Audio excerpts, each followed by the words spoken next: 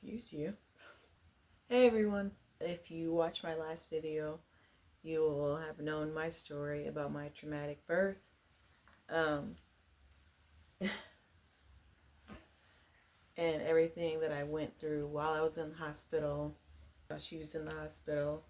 Today, I just wanted to do a midweek mental with you guys on basically on the aftermath. It was pretty traumatic, and I will say that it definitely takes its toll a little bit. It's the ice cream truck. Oh my gosh. It's the ice cream, the Ding Ding Man. You won't know nothing about that for a while. I have baby Mackenzie here with me, joining the video, right? Yes. If there's any background noise, excuse me. Excuse the noise. We're in a different area. It seems to have a lot more activity for some reason, or more loud activity, I should say.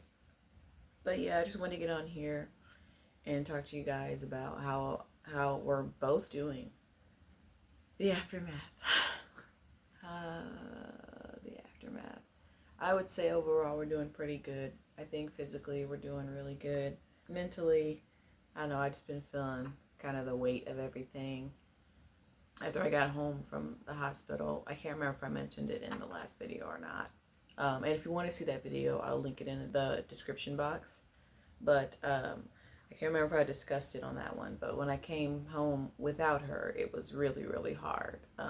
It's just one thing. I can't help but say, but it's one thing to not be pregnant anymore. And I don't know if I miss being pregnant. I feel like, honestly, guys, I kind of felt robbed of my last 7 weeks of pregnancy. Don't get me wrong, the outcome was great. But I do find myself thinking like, man, those 7 weeks, those were supposed to be, I was going to be out to here, and I was going to be able to wear like cute maternity clothes, and I would feel her kicks more. They would have become more powerful. We didn't even get to have a baby shower, guys. Like, everything happened so fast, and it was just so sudden. And so I was really just kind of disappointed in that. But honestly, I wasn't sure if I can even say that. Like, can I even complain?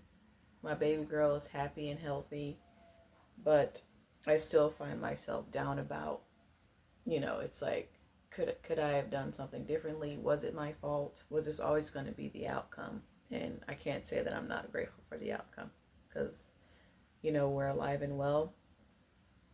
Mentally, we can work on it. How am I doing postpartum? I'm pretty good. This time last year, I was on a ballet fitness journey. If you guys follow me on social media, I was posting about it weekly.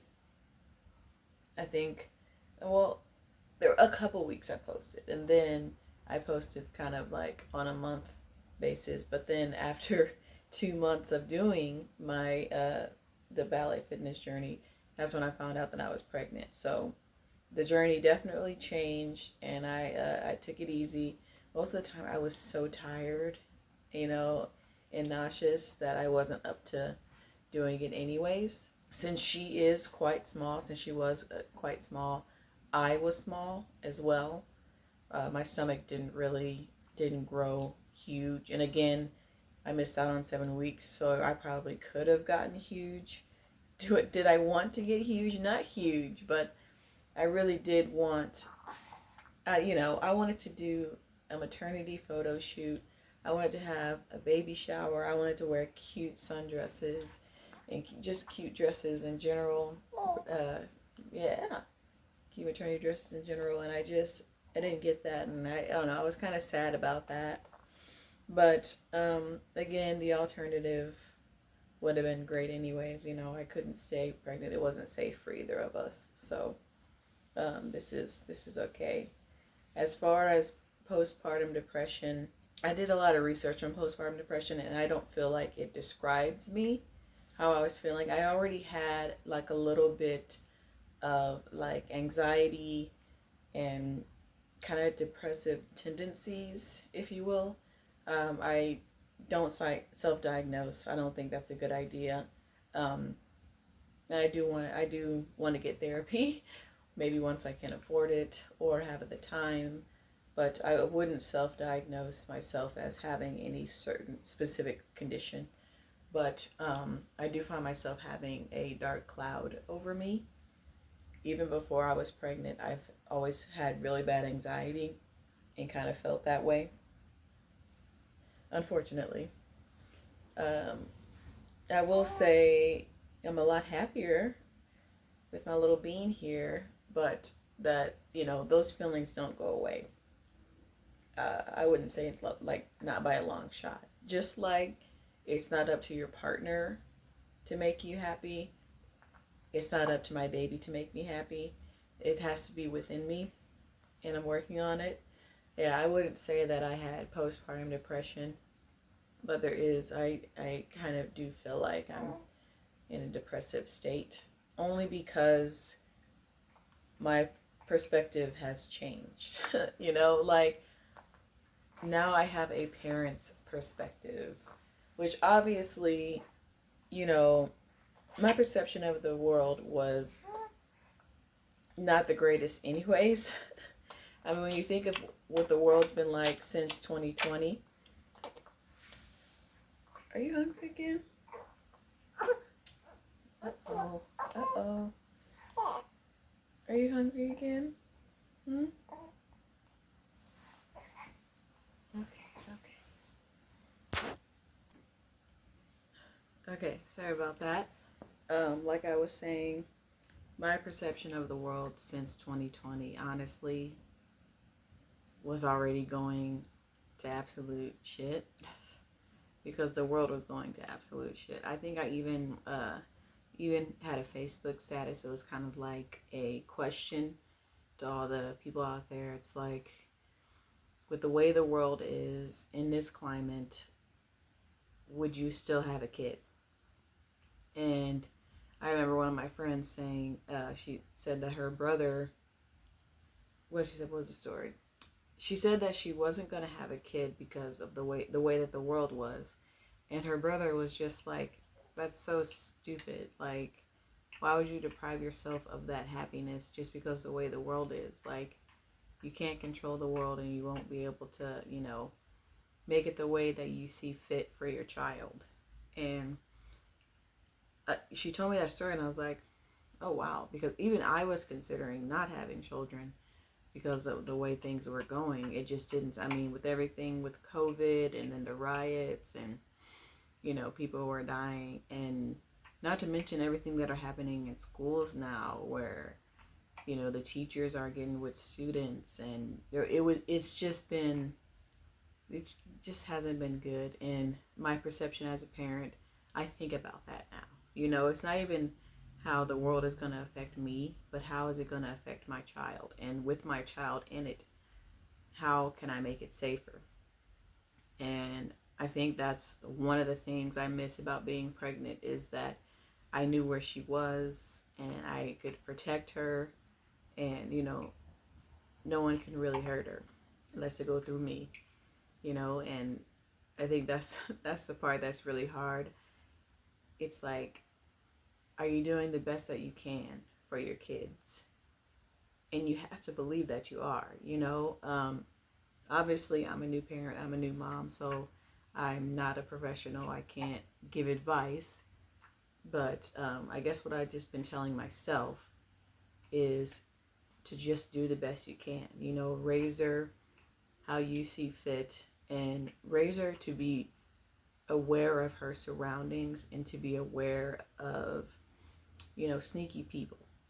It's crazy nowadays how you don't even want your kid to be at a sleepover because of the things that you hear, like getting killed by their own cousins, or their friends teaming up and like murdering them. Like, it's just a really scary world. that we live in. And I honestly, I don't know how I'm such a worry wart, guys. Like, I have the worst anxiety and worry about everything. So it's just, what do I do? What do I do?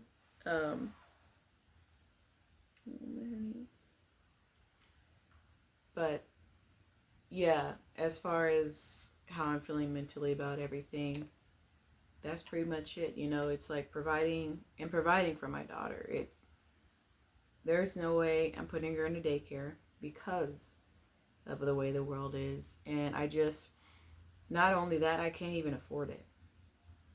Like, I can't afford $500 a week in childcare, even with help, which I doubt that I can even get any, because I moved in with my mom. We had a situation with our apartment where it's not even finished. We're supposed to be moving into a new place, but it's not done being built yet.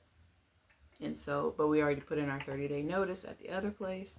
So we had no choice but to move in with my mom, which to me, it's not a bad situation. I know it could be stressful adjusting, and, you know, you want your own space. And I understand how it wouldn't be ideal, but I don't think it is the worst situation. But I think, with that being said, I don't know if the government would even be willing to help me. I can look into it. But I don't know what I'm going to do about work. I can't work. She has nowhere. Going back to work would be the easy part. Finding somewhere for her to go would be the hard part. Because nowadays, anyone who could babysit, they have to work. Like, I would have to pay them to babysit because they would be missing out on work. Like, people work consistently. This isn't just, I can't give her to my 80-year-old grandparents. Like, that wouldn't even make any sense. So, some changes are going to have to be made, and that's been looming over me heavy. Like, how am I going to make money if I don't go back to work? There's just no way I cannot work or have some sort of stream of income. I got to figure it out. And there are times when I just wish I can start a GoFundMe and be like, oh, donate to me. I mean, that don't make sense though. Like, GoFundMe's, those are like charity, I can't. I mean, I guess I could do a GoFundMe to get back on my feet, but I'm not in the worst position. I can't complain. Yeah, I can't complain about my situation because it could be worse. We could be on the street. I could be a single mom. And, technically me and my partner aren't together, but he is there for my child. He's there for me and my child. So it's not some kind of sob story. It's just me transitioning. I wish that I can be out of work until she's school age, because then I can be in work while she's in school. But that 4 years, how am I going to do that?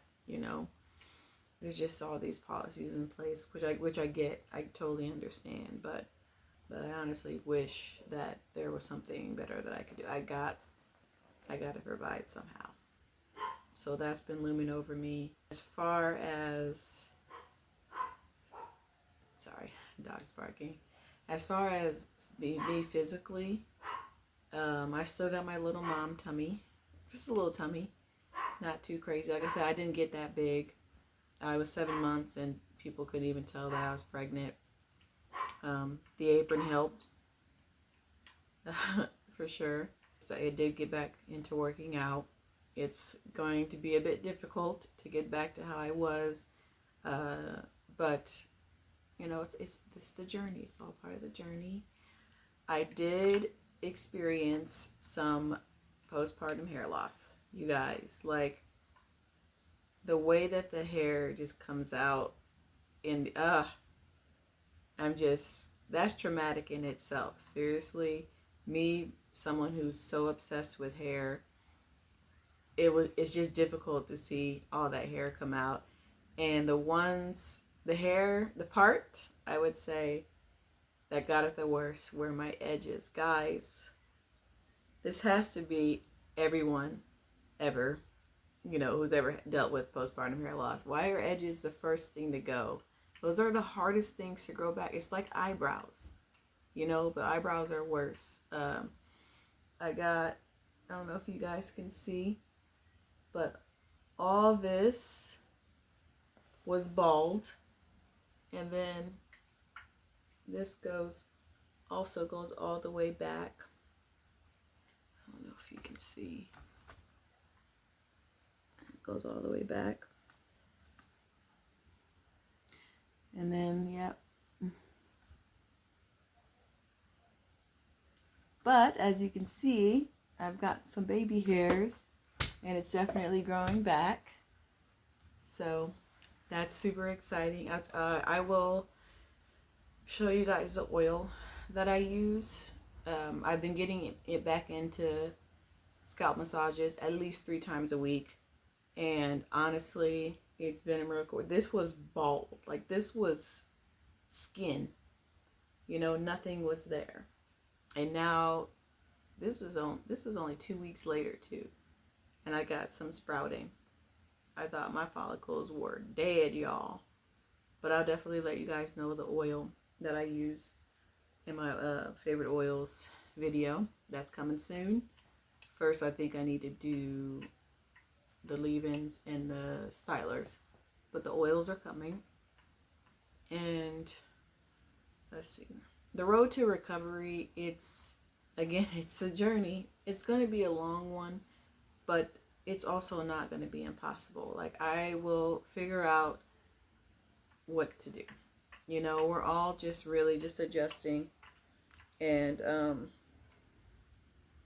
you know, me and my partner, we're getting used to having a kid. And then my mom is getting used to having us all in the house. And, you know, her new grandchild. It's been difficult, but you know, you got to have the bad days to appreciate the good days. I would say we're working on it. It's not going to bring us down. We will figure it out, and we will get there, and it will be amazing. Little Mackenzie, let me tell you, she is doing better than me. She's such a happy baby. You know, she barely cries. When she's super tired or hungry, that's when she can scream. But really, she's not a crybaby. She's not a crybaby like I was or I am. But she's just so strong. Like, her little leg, she's already trying to stand up. Right now, she's like babbling, and it's just the cutest thing. She'd just be cheesing. And honestly, when I look at that face, it makes it all worth it, to be honest. Like, mentally, I could be having the worst day. If she starts crying, I feel like I want to cry sometimes, but I go and I see her and she sees me, and she'll just smile, just be like mouth wide open and everything. And look at me. This is real. This is what happens when I look at this face. But yeah, she's doing good. She's growing all the time. We have an appointment on Monday, so we'll find out like her weight and how she's progressing. But she's a smart one. Even when she was in the hospital, she was doing everything right, and there was progress every day, every step of the way. And like I said, she was healthier than me, and she's hanging in there. And I mean, for us to transition into another home, and you know, one day we had to drag her every which way. Where it's going from like the storage to the apartment to storage. And here, like, she's been hanging in there with us. So I would say she's definitely my rock. Because honestly, I don't know if I could do it without her, and I don't even know if I would be here without her. That's how much of a struggle it's been. But I am definitely hanging in there. You know, I'm talking to my friends. I'm talking to some family. And that's really all you can do. You just take it day by day, step by step. Talk to your family if it helps. Talk to your friends, your therapists, co-workers. Sometimes I talk to my baby. We'll have a whole conversation, and she don't know what I'm saying. but she'll engage. She will. And yeah, just hang in there. You're not alone. We're all here with you. And I know if it was me, I would want to know. Obviously, I don't want there to be other people out there going through this. And I don't want there to be other women having a traumatic birth just so they can be in it with me. But it's nice to know that I'm not alone. I had people come, people were very receptive to my birth story, and they came out and they were like, hey, you know, I had preeclampsia too. You know, I didn't have a very good birth. My child was born early as well. We were in the NICU for a while. My baby was sick. You know, I don't want those things, but it's also at the same time nice to know that I'm not in this alone. And it's kind of hard to distinguish that sometimes. It's like, so you want other people? And it's like, no. No one's alone here. We're in this together. And I don't know. It's just nice to be vulnerable and for people to allow me to be that. It's nice. And I don't need permission, obviously, but it's nice that my feelings are validated. And I think everyone should have that feeling, because sometimes, you know, people, when they're sad, they don't want to be sad. Obviously, no one wants to be sad, but you have to know it's okay to have those feelings. You know, with anything that you went through, it's okay to feel mixed emotions, or any at all, really. But I just wanted to be able to let you guys know how I'm feeling and what I went through, and basically the contents of my, you know, we talk about health and beauty, but we also discuss a lot of mental health things as well, a lot of issues within the world. I just think it's important. And so, yeah, the aftermath was a little bit, it was a little rocky, but I'm hanging in there. Postpartum, we're doing great. We're hanging in there. And the road to recovery, like I said, it's going to be hard, but not impossible. And we'll get there. We will. We'll get back on our feet. We'll be where we need to be. And honestly, we probably are where we need to be. Everything happens for a reason. I don't know if you guys believe in the sun and the moon and the stars like I do. But everything in the end always aligns. And it will work out. And I have to tell myself, basically, so I don't become a big ball of stress. But I do truly believe it. We will figure this out, and we will do the damn thing. So yeah, that was what I just wanted to, again, come on here and let you guys know where I'm at mentally, where I've been mentally. And if you guys, you know, had any issues, as far as mental health wise, that's what we do. That's why we are here. We are here to talk about mental health in the middle of the week. You know, there's always that midweek hump, and we are going to get over it because we talk about these things. So that is the point of this. So if you like this video, please share it to a friend who needs to hear it. Share it with anyone who maybe feels alone in their feelings or don't feel validated. Please share. Share it with them. Like, comment, and subscribe. I would love to hear from you guys. Like, any struggles you're going through, let's talk about it. Let's chat. We're all here. We're all in this together. And please subscribe for the next video. And I'll see you in the next video. Bye.